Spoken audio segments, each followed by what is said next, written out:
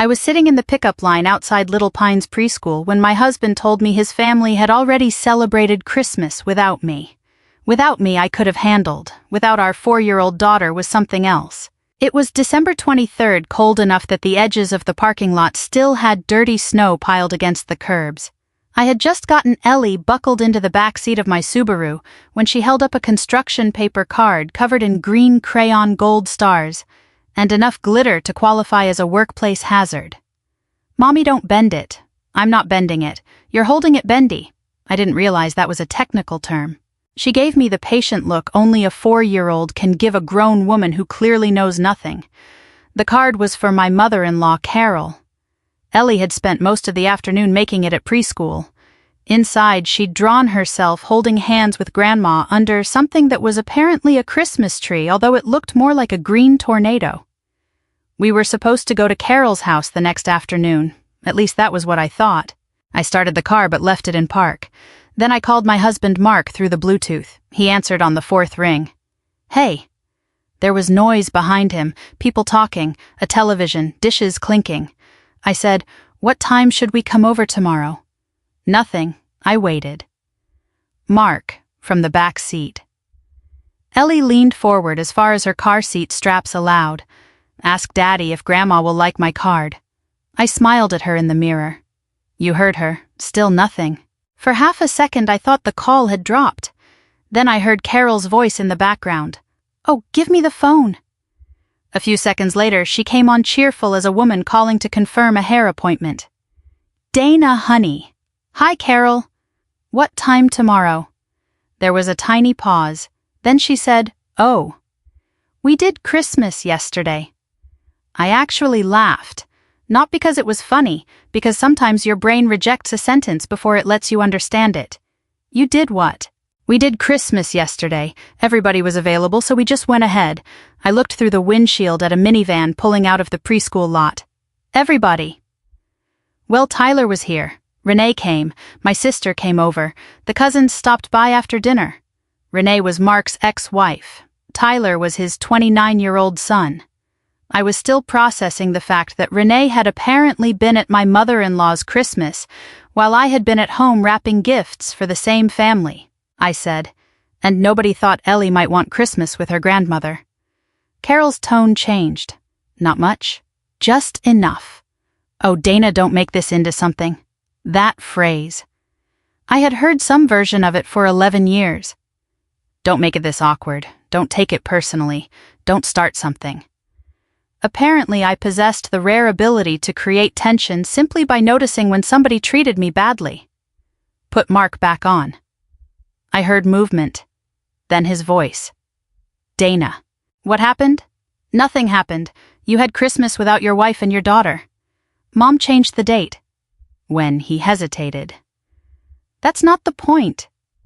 I stared at the steering wheel. "Actually, I think it's pretty close to the point." Behind me, Ellie was quietly opening and closing her card. Mark sighed. "Look, Mom wanted one peaceful Christmas. Renee was coming because Tyler was there and everybody was getting along, so Ellie and I were the threat to peace." "Dana." "No, I'm asking. You know how things get. How do things get?" He didn't answer. "Give me one example." Another silence. Then he snapped. "Everybody had a better time without all the tension." I felt my hand tighten around the phone. "What tension, Mark?" He gave a tired little laugh like I was proving his case by asking questions. Finally, he said, "It was better without you two there." The car went completely quiet. Ellie had stopped playing with the card. She looked at me in the mirror. Daddy didn't want me. That did it. Not screaming, not crying. Something quieter. I looked out at the bare trees beyond the preschool playground and said, "Good to know." Mark started, "Dana, don't," one question. "What did you tell your mother? I'm the one signing her refinance on Thursday." The background noise disappeared. I could still hear the television, but the voices were gone. Then Carol came back on. Her tone had changed completely. "Now, Dana, that has nothing to do with Christmas." I almost admired the speed. 20 seconds earlier, I was too troublesome to invite over. Now we were discussing financial boundaries. Carol was 72 and lived in a ranch house in Worthington that she and Mark's father had bought in the late 80s. After he died 3 years earlier, she'd struggled with the mortgage, some credit card debt, and a roof that needed replacing. Mark couldn't help her qualify for a refinance. His credit had taken a beating after his landscaping business failed. Mine hadn't. I had worked in commercial insurance for more than 20 years, and several months earlier, I had agreed reluctantly to help Carol refinance about $87,000. The final signing was scheduled for December 26th. Nothing had been signed yet. I said, "Carol, you just told me I wasn't part of Christmas." "That is not what I said. You celebrated with the whole family yesterday." She didn't answer. "And now you need my signature Thursday. Don't mix money into family." That one nearly made me laugh. "Carol, you're asking family to borrow money with you." Mark cut in. "Dana, stop. We'll talk when I get home." I looked at Ellie. She was staring down at the card in her lap. "No," I said. "We'll talk when you get home." Then I hung up. For about 30 seconds I felt wonderful. Then Ellie asked, should I throw Grandma's card away?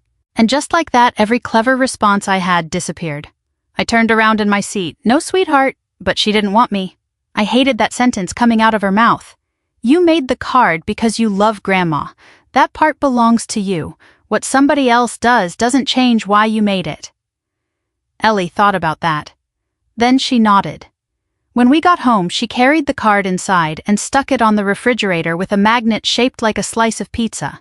"She can have it later," she said. "Okay." That night, after I put Ellie to bed, I made myself a cup of coffee and opened Facebook. Carol had posted 17 pictures. Mark was there, Tyler was there, Renee was there. Everybody was smiling around the tree. The caption said, "Finally had the whole family together again." I stared at those words longer than I should have.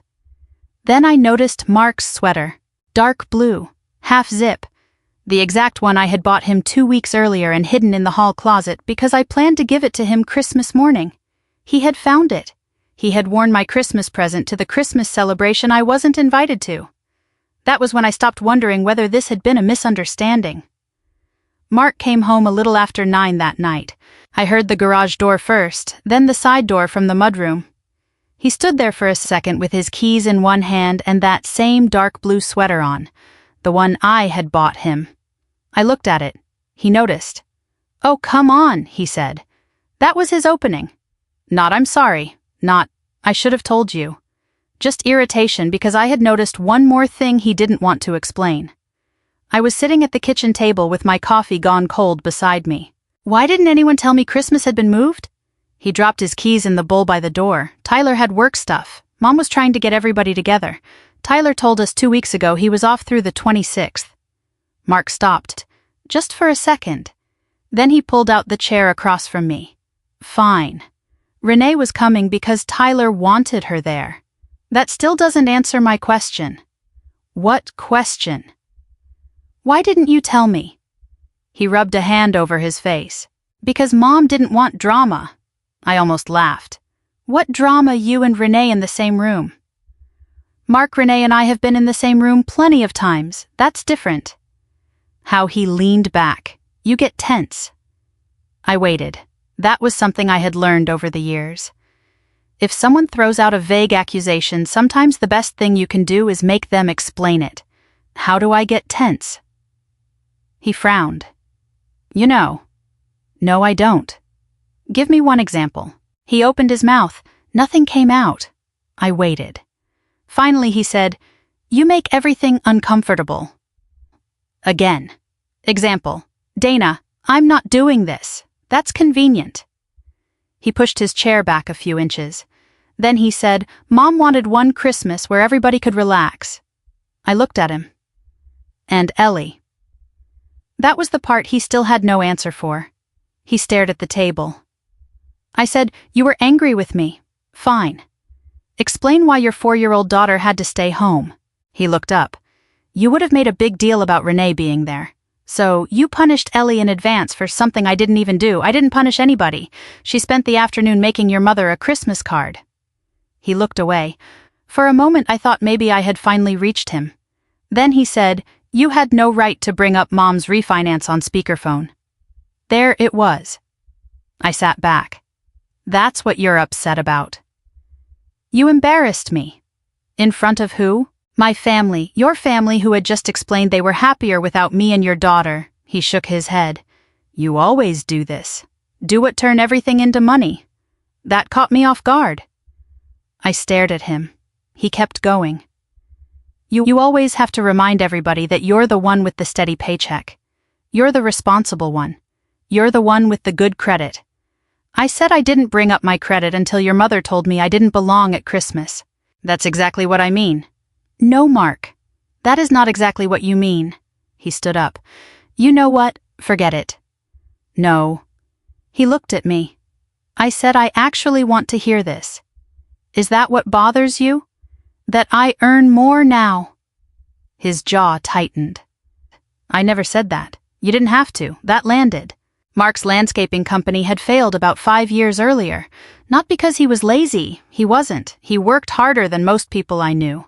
But 2 bad winters, a damaged truck, and 1 commercial client who filed bankruptcy had pushed the whole thing over. After that, he bounced between jobs, property maintenance, sales, a short stretch managing crews for another landscaping company. He always worked, but he never fully recovered from losing the business. And I had never fully understood how much that bothered him. Looking back, there had been little signs.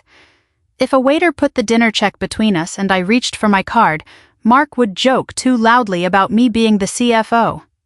If Carol needed money for a furnace repair or a tax bill, she always called Mark first. Then Mark came to me. Once at a family dinner, Carol had said, "Good thing somebody in that house knows how to bring home a steady paycheck." Everybody laughed. Mark had too. But I remembered his face. I had filed that moment away under things mature wives pretend not to notice. Now it was sitting right in front of me. I said, "Did you exclude me from Christmas because you're embarrassed that I make more money than you?" He looked offended. "That is ridiculous. Then tell me why." He didn't. Instead, he said, "You're not backing out of Mom's refinance. It wasn't a question." I felt something in me harden. I haven't decided anything. You already agreed. I agreed to help with the roof and the debt we discussed. She's counting on you. And I was counting on my husband not celebrating Christmas behind my back. He pointed at me. There, that's vindictive. Maybe he was right. That bothered me more than I wanted to admit. After Mark went upstairs, I stayed at the kitchen table. The house was quiet except for the refrigerator kicking on and the sound of Ellie's white noise machine through the baby monitor we still kept plugged in because old habits die hard. I kept thinking about Carol's roof. I had seen the water stain in her hallway. I knew the shingles were bad. She was 72 and living alone. Was I really going to refuse to help an elderly widow because I had been excluded from Christmas? That sounded ugly when I put it that way. I didn't want to become the kind of person who used money to punish people. Around 11, my phone buzzed. It was Tyler, Mark's son. His message said, "I'm sorry about yesterday. I thought you decided not to come." I read it twice. Then I typed, "Who told you that?" The answer came less than a minute later. "Dad." Then another message. "He said you wouldn't come if Mom was there." I called Tyler immediately. He answered, sounding uncomfortable. "Hey, Dana. Tell me exactly what your father said." There was a pause. "He said Renee was coming and you told him you didn't want to be around her." "I never said that. I know that now." "What else?" Tyler sighed. "He told everyone not to call you about it. Said you'd made your choice and he didn't want people turning it into a whole thing." I closed my eyes. That explained the silence. Nobody had forgotten to tell me. They had been specifically told not to. I asked, "Did anyone ask about Ellie Mom did?" He meant Renee. "What did Mark say?" Another pause. "He said you thought Ellie was too young to care." For the first time all night, I felt truly cold. Mark had not just left us out. He had made me responsible for leaving my own daughter out.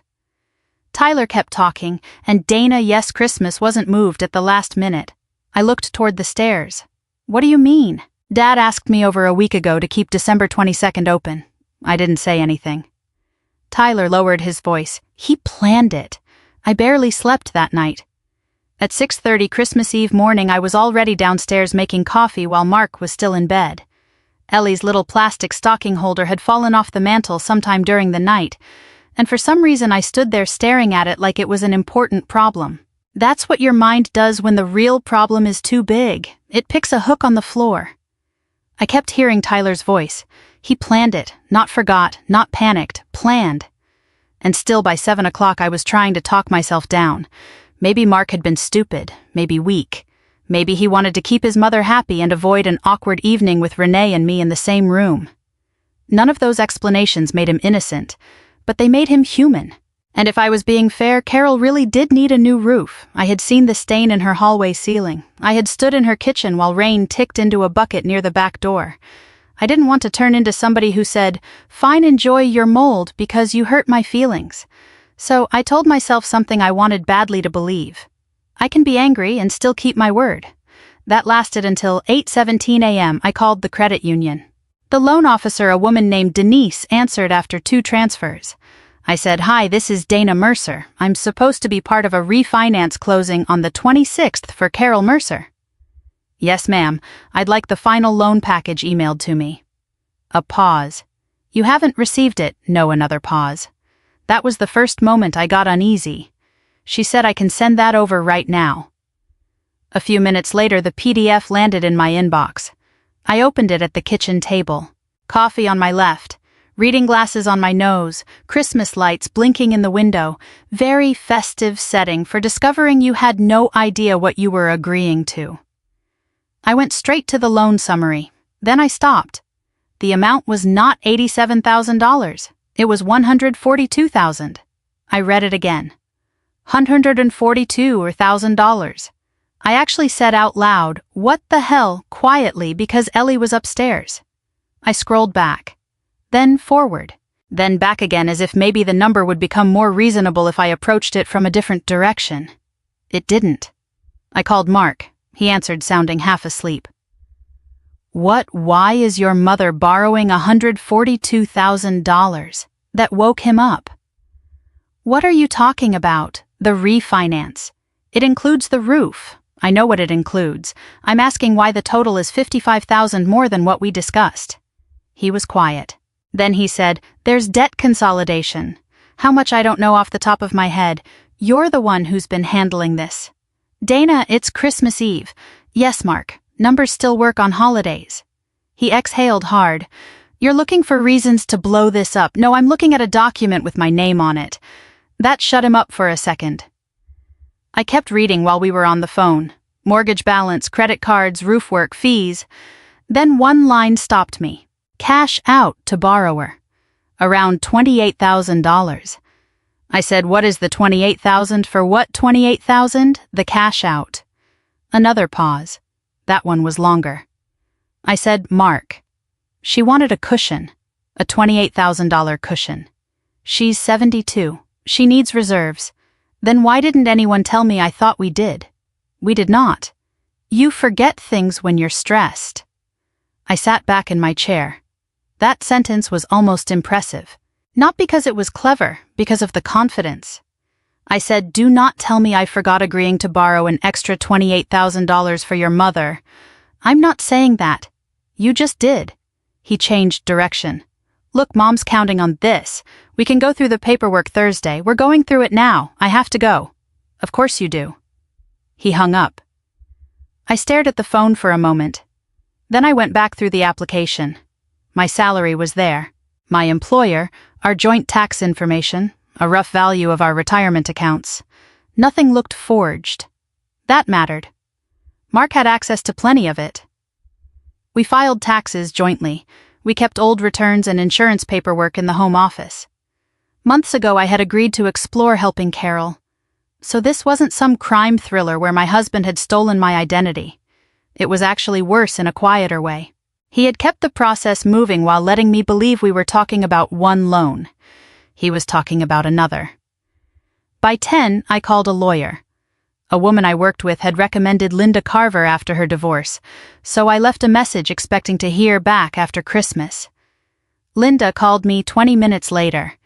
I'm technically in my kitchen making pie, she said, so if you hear a mixer, that's why. I almost laughed. I gave her the short version. Christmas. The lie. The refinance. The amount. The cash out. She didn't react dramatically. That helped. She just asked practical questions. Have you signed the final note? No. Anything authorizing disbursement? No. Have you moved money out of joint accounts? No good. Don't. She told me not to empty accounts, not to hide assets, not to change locks, and not to send angry texts I'd regret later. Then she said, and don't sign debt you don't understand, because you feel guilty. I rubbed my forehead. I'm worried it'll look vindictive. Linda was quiet for half a second. Then she said, declining to borrow $142,000 for someone else is not revenge. It's a financial decision. I wrote that down. Not because it was profound, because I needed somebody outside the family to say it plainly. That afternoon, Ellie and I made grilled cheese and Campbell's tomato soup for Christmas Eve lunch. I had planned ham potatoes, green beans, the whole thing. I couldn't face any of it. Ellie dipped her sandwich in the soup and asked, will Santa still know where we are? I said, Santa has GPS now. He's fine. She nodded like that made perfect sense. For a little while, things felt normal. Then, at about 7, Tyler called. His voice was low. Dana, I found something. My stomach tightened. What I was helping Grandma sort paperwork. You know how she keeps everything in piles? I did. Carol considered a filing system an attack on personal freedom. Tyler continued, There's an email printed out from a real estate agent in Naples. I said nothing. Florida, he added. I know where Naples is. Right, sorry. What does the email say? He hesitated. I'm going to send you a picture. A few seconds later it came through. I opened it. Small seasonal condo. Reservation deposit. $28,000. I stared at the number. Then I looked back at the loan paperwork on my table. Cash out roughly $28,000. I didn't need a calculator. At the bottom of the printed email was Carol's handwriting. 3 words and a name. Mark says Dana will sign after Christmas. I read it twice, then a third time. The side door opened. Mark walked into the kitchen carrying a paper bag from his mother's house. He stopped when he saw me sitting there. I turned the phone around so he could see the email. Then I said very calmly, Merry Christmas, Mark. Tell me about Naples. Mark stood just inside this kitchen with a paper bag in his hand. For a second, neither of us moved. Then he set the bag on the counter. Tyler sent you that? I almost smiled. Not because anything was funny, because somehow with a $142,000 loan on the table and a Florida condo hiding inside it, his first concern was still who had told me. Tyler isn't the problem. He had no business going through Mom's papers. He was helping her organize them. That doesn't mean he gets to photograph private documents. I turned my phone face down. Okay, let's pretend Tyler committed the great Christmas Eve filing cabinet crime. Now tell me about Naples. Mark pulled out a chair but didn't sit. It's not what you think. I think your mother planned to use $28,000 from a loan I was supposed to sign to put money down on a condo in Florida. It's not a condo she's buying outright. I stared at him. That is your defense, I'm explaining. Please do. He finally sat. Mom has always wanted to spend part of the winter somewhere warm. Dad talked about it for years. They never got to do it. So she's 72, Dana. I know how old she is. She deserves something nice. I agree. That surprised him. I continued. She deserves a roof that doesn't leak. She deserves a safe house. She deserves to enjoy her retirement. What she doesn't deserve is the right to quietly borrow money using my income and credit because she wants January in Naples. You make it sound like she's stealing. Then why didn't anyone tell me he looked away? I waited. Finally, he said, because you would have said, no, there it was. No complicated explanation, no misunderstanding, just the truth. Exactly. He rubbed both hands over his face. I was going to explain it. When after Christmas. I laughed once. Apparently a lot was scheduled for after Christmas. My invitation, the loan details, Florida, Can you stop making jokes for 5 minutes? No. They're keeping me from throwing a coffee mug. That actually silenced him. Then he said something I didn't expect. You have no idea what this has been like for me. I leaned back. What been like this? He gestured around our kitchen. For a second, I genuinely didn't understand. Then he said, every time Mom needs something, she calls me. Every time something breaks, she calls me. And what do I have to do? Come ask you. His voice had changed. The anger was still there, but underneath it was something older. You pay more of the mortgage. You've got the retirement account. You've got the good credit. Everybody knows it. I thought about Carol's joke at dinner. Good thing somebody in that house knows how to bring home a steady paycheck. I remembered Mark laughing. I remembered pretending not to see his face. I never held your business failure over you. You didn't have to. That isn't fair. No, it isn't. He looked exhausted. When the company went under, everybody looked at me differently. I didn't. Yes, you did. I started to argue, then stopped. Maybe sometimes I had. Not with contempt. But I had taken over things. Bills, insurance, taxes, bigger household decisions. Some of it was necessary. Some of it probably made him feel like a passenger in his own life. I could understand that. What I could not understand was what he had done with the feeling. Mark stared at the table. For one night, I wanted to sit with my family and not feel like Dana Mercer's husband. That one hurt. I kept my voice level. Who did you want to be? He didn't answer. So I did. Renee's husband. No, too slow. I looked away. It wasn't about Renee. Then why was she there and I wasn't? Because Mom wanted Tyler to have both his parents there. Tyler is 29, Mark. He can survive Christmas without a custody arrangement. He almost smiled. Almost. Then I asked the question I had been waiting to ask. Fine. You were angry with me. You were embarrassed. You wanted to feel like the old Mark for one night. Explain, Ellie. His expression changed. Dana. No, explain why your daughter had to miss Christmas with her grandmother. He looked toward the hallway. Mom thought bringing Ellie without you would raise questions. I stared at him. So it was simpler. There are sentences you hear in a marriage that you know you'll remember 20 years later. That was one of mine. Simpler. That's not what I meant. You left your 4-year-old out because including her would make your lie harder to explain. I didn't think of it like that. I know, and that was the problem. He hadn't thought about it enough. My phone rang. Renee. I nearly ignored it. Mark saw the name. Don't. That made the decision for me. I answered. Hi, Renee. She got right to it. Tyler told me. I walked into the living room. I'm guessing everybody knows everything now. Not everything. Enough. She sounded genuinely embarrassed. Dana Mark told me you refused to come if I was there. If I'd known you and Ellie were deliberately excluded, I wouldn't have gone. I believed her.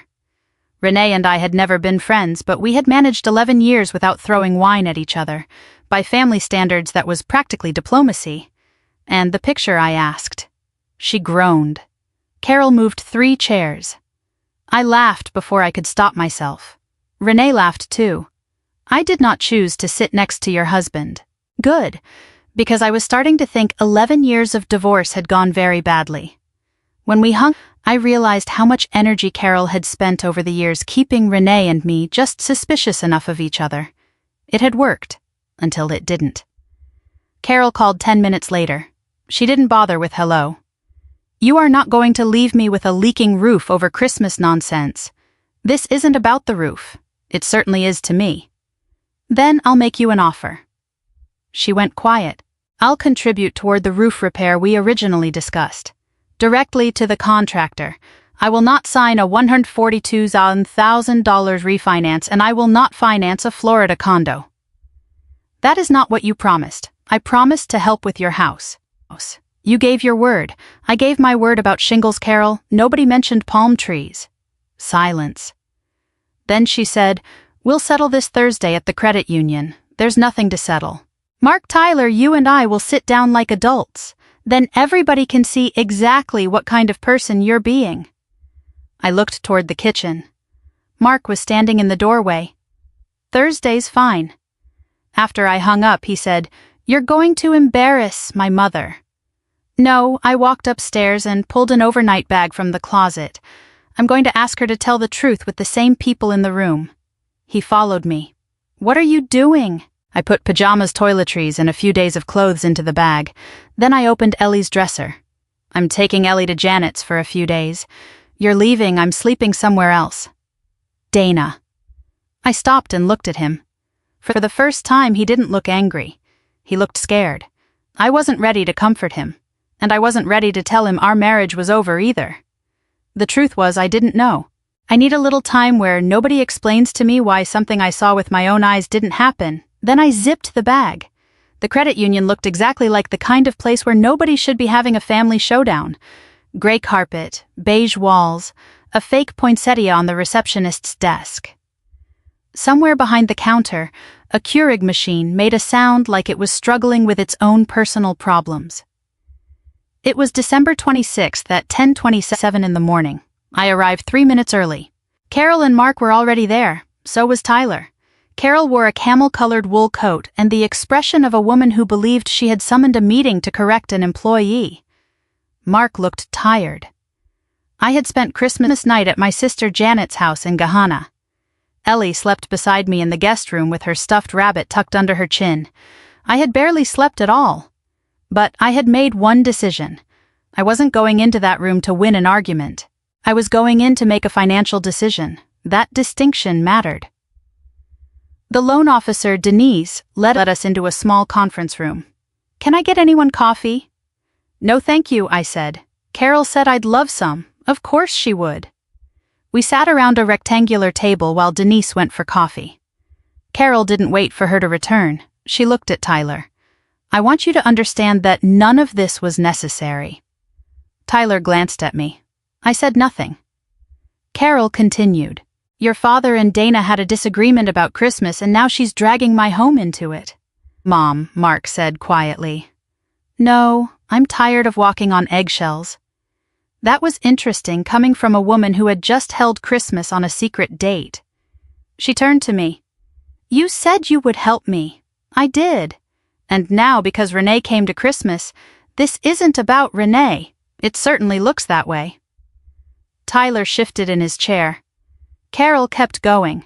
She said I had always been uncomfortable with Mark's first family. She said I was punishing her over a scheduling misunderstanding. She mentioned the roof twice. I let her finish.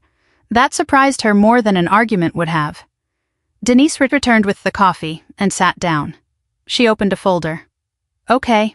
Before we get started, Denise," I said, "would you mind telling Tyler the total amount of the proposed loan?" Mark looked at me. Carol stopped stirring her coffee. Denise hesitated. She looked at Carol, then at me. Since Tyler wasn't a borrower, I realized I had put her in an awkward position. I corrected myself. Actually, never mind. "Carol, would you like to tell him?" Carol's lips tightened. Tyler said, "Tell me what I slid my copy of the loan summary toward him." He looked at the number, then looked again. 142,000, Carol said. "That includes everything." Tyler frowned. "I thought this was for the roof." "It is." I pulled the contractor estimate from my folder. "The roof estimate is 23,000 and change." Carol looked at Mark. Mark stared at the table. I went through it slowly because I didn't want this to turn into a lecture about lending. There's the existing mortgage balance, there are debts being consolidated, there are closing costs, and then there's cash coming out. Tyler looked at me. "How much about 28,000? He turned to his grandmother. "What's that for?" Carol took a sip of coffee. "Expenses." I waited. Tyler waited. Finally, I took out the printout from Naples and put it beside the loan summary. Carol's face changed. Tyler picked it up. He read the first page. Then the second. "You're getting a condo. It isn't like that. What is it like? It's a seasonal property." I was considering it. With Dana's credit, Carol stiffened. "I would make the payments." Tyler looked at her for several seconds. Then he said, "Grandma, you're refinancing because you're having trouble making the payments you already have." Nobody said anything. It was the simplest sentence spoken all morning, and probably the most effective. Carol turned toward me. "You had no right to go through my private correspondence." "I didn't." She looked at Tyler. "He said, I found it in the refinance paperwork you asked me to organize." Carol went red. Mark finally spoke. "Can we just calm down?" I looked at him. "I am calm." That seemed to irritate him more. Carol pushed the Naples pages away. "This is exactly what I mean. Dana has to make everything into some investigation because she can't stand that Renee was at Christmas." Tyler shook his head. "Grandma, no Tyler. Your father told us she refused to come." I turned to Mark. He closed his eyes briefly. I asked Tyler, "What exactly did your dad tell you?" Tyler looked uncomfortable, but he answered, "That you wouldn't come if Mom was there, and that you wanted Ellie home with you." Carol pointed toward him. "There." I opened my phone. I had screenshots of my messages with Mark from December 21st. One was about what wine Carol wanted. Another asked whether I should bring the folding chairs from our basement. Mark had replied, "Bring the chairs." Mom always runs short. The next afternoon, while they were preparing their private Christmas, he had texted, "Don't forget Mom likes that cranberry relish from Kroger." I put the phone on the table. If I had refused to attend, why was Mark still letting me prepare for it? Tyler read the messages. Carol looked at Mark. Mark said nothing. I asked, "When did you ask Tyler to keep December 22nd free?" Mark rubbed his forehead. "A week before." Carol said, "Mark." He cut her off. I handled it badly. I stared at him. "No. Forgetting to tell me the time changed is handling it badly. You planned it." He had nothing left. Carol still did. She looked at me and said, "This family was happier before everything became about your feelings." Before I could answer, Tyler did. "Dad lied to everybody. That isn't Dana's feelings." Carol went completely still. That was the moment I had expected to enjoy. I didn't. Mostly I felt tired. Denise cleared her throat gently. "We don't have to proceed today." I looked at her. "I'm not proceeding." Carol turned sharply. "Dana, I'm not signing the loan. You promised. I promised to help with the roof. That offer still stands. I'll contribute directly toward the necessary repair. But I'm not borrowing $142,000 with you. You're humiliating me." I looked at the Naples paperwork. "Carol, I didn't bring Florida into this room." "You did." She pushed back from the table. Nobody shouted. Nobody stormed out dramatically. The meeting simply ended. Sometimes that is what consequences look like. Paper goes back into a folder. A pen stays capped. A signature never appears. In the parking lot, Mark followed me to my car. "Dana," I stopped. His hands were in his coat pockets. "Are you leaving me?" For once I didn't have a prepared answer. "I'm staying with Janet for now."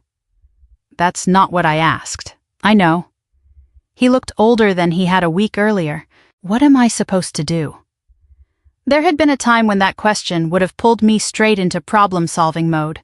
Find the counselor, make the appointment, explain things to Carol, fix Christmas, fix him. I opened my car door. For once, Mark, figure out what you did without asking me to fix it. Later that afternoon, I picked Ellie up from Janet's. As I buckled her into her car seat, she reached into the tote bag beside her and pulled out Carol's Christmas card. Grandma still didn't get it. Not yet. She carefully folded the flap back down. Then she tucked it into the bag. "We better keep it safe." I kissed the top of her head. "Yeah," I said. "We will." Leaving Mark did not feel the way people imagine leaving is supposed to feel. There was no dramatic music, no sudden sense of freedom. Mostly there were laundry baskets. Ellie and I spent 3 weeks in my sister Janet's guest room in Gahanna. I kept my work clothes hanging from the back of the closet door because there wasn't enough room for them anywhere else. Ellie slept in a twin bed beside me and somehow managed to occupy 3/4 of it by morning. Every weekday I drove her to preschool, drove to my office, worked all day, picked her up and drove back to Janet's. By the second week, I was exhausted. By the third, I was looking at apartments. I found a 2-bedroom place in Westerville. Nothing fancy, beige carpet, small kitchen, decent school district. The living room window looked directly at another apartment building, but the dishwasher worked, and nobody there had ever asked me to co-sign anything. At 48, that counted as charm. The hardest part was Ellie. She missed her father. Children don't care who lied about Christmas or what cash-out proceeds are. They know Daddy used to read Goodnight Moon and now Daddy isn't there. One night she asked, "When are we going home?" I said, "This is home for right now." She considered that. "Daddy's home is home too." Yes. That seemed to satisfy her better than any complicated explanation I could have given. I never told her Mark was a bad father, because he wasn't. He had done a terrible thing as a father.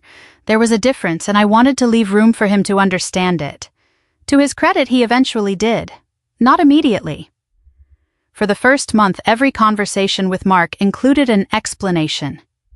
His mother had pressured him. He had been embarrassed. He hadn't realized Ellie could hear him on the phone.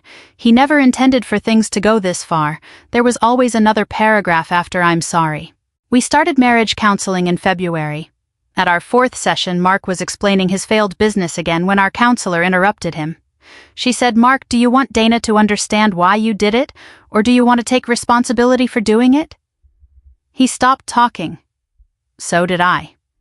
It was probably the quietest 60 seconds of our marriage. After that, something shifted. Not overnight. But slowly, Mark stopped defending himself. He started listening. A few weeks later, he asked if he could talk to Ellie with me there. We sat in my apartment living room. Mark got down on the floor beside her. "Daddy made a bad choice at Christmas." Ellie looked up from her coloring book. "You didn't invite me." "No, why?" Mark swallowed. "Because Daddy was trying to make something easier for himself, and it hurt you." Ellie thought about this. Then she asked, "Can I have the purple crayon that was Ellie?" She accepted an apology without convening a Senate hearing. I handed her the purple crayon. Mark looked at me. I could tell he wanted me to reassure him. I didn't. He needed to sit with it. Carol took longer. The refinance never happened. Tyler helped her arrange the roof repair without the Florida money attached to it. I kept my original offer and paid a portion directly to the roofing company. Some people thought I was crazy for doing even that. I didn't. I had promised to help with the roof. Keeping my word mattered to me even when other people hadn't kept theirs. Carol had to restructure some debt and cut expenses. Naples disappeared from the conversation entirely. For several months she blamed me. Her texts ranged from chilly to theatrical. One began, "I hope someday you understand what you have taken from me." I almost replied, "January in Florida." I didn't. Growth is often just typing something satisfying and then deleting it. I responded only when she asked about Ellie. Eventually she asked if she could visit. I said yes, but I gave her boundaries. No criticizing me in front of Ellie. No discussing the separation with her. No telling Ellie that adults had kept Christmas without her because Mommy was difficult. Carol didn't like the rules. She followed them anyway. Her first visit was in late April. She arrived at my apartment carrying a small bag from Target with a stuffed bunny inside. Ellie hugged her. I made coffee. For 20 minutes, everybody behaved so politely it felt like we were attending a diplomatic summit.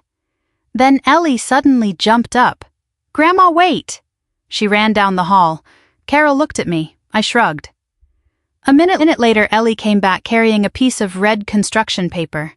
I recognized it immediately. The Christmas card. I hadn't seen it in weeks. Apparently, she had moved it from the refrigerator at Janet's house into one of her little treasure boxes when we got the apartment. The glitter was worn off in places. One corner was bent. Ellie held it out. "I saved it for you." Carol stared at the card. "You did? You didn't get it at Christmas." Carol opened it. Inside was that same crooked green tree and 4 stick figures holding hands. Ellie, me, Mark, Carol. Carol touched the page with one finger. "You kept this all this time," Ellie nodded. "Mommy said I made it because I loved you." Carol looked at me. I said nothing. For once, neither did she. She wiped beneath one eye and looked back at Ellie. "Thank you, sweetheart. There are moments when you can make your point, and there are moments when making your point would ruin it." I let that one alone. By the following December, Mark and I were still legally married, still living separately. But we had started having dinner together once or twice a month. Sometimes Ellie came, sometimes she stayed with Janet and Mark, and I went somewhere quiet. We weren't back together. I didn't know whether we ever would be. That uncertainty used to frighten me. Eventually, it stopped. Mark had changed in ways I could actually see. He was transparent about money. He stopped automatically volunteering me whenever Carol needed something. And the first time Carol made a little remark about me being particular, Mark said, "Mom, don't." 2 words. Nothing heroic. But 11 years earlier, he would have stared at his plate. I noticed. That Christmas taught me that the worst part wasn't being left out of a dinner. It was realizing my husband had found it easier to erase his wife and daughter from the room than stand up to his mother and admit what his life really looked like. I had my own lesson to learn too. For years I thought being mature meant not making a fuss. I fixed things, paid things, smoothed things over. And little by little people started confusing my generosity with permission. My revenge, if you want to call it that, was remarkably boring. I didn't take Carol's house. I didn't empty our bank accounts. I didn't try to turn Mark's children against him. I just stopped signing my name under decisions other people made without me. You can be generous without making yourself useful to people who don't respect you, and you can forgive somebody without handing them the same pen again. If you've ever had one holiday change the way you saw your own family, then you probably understand. And if you'd like to share what it taught you, I'd be glad to hear.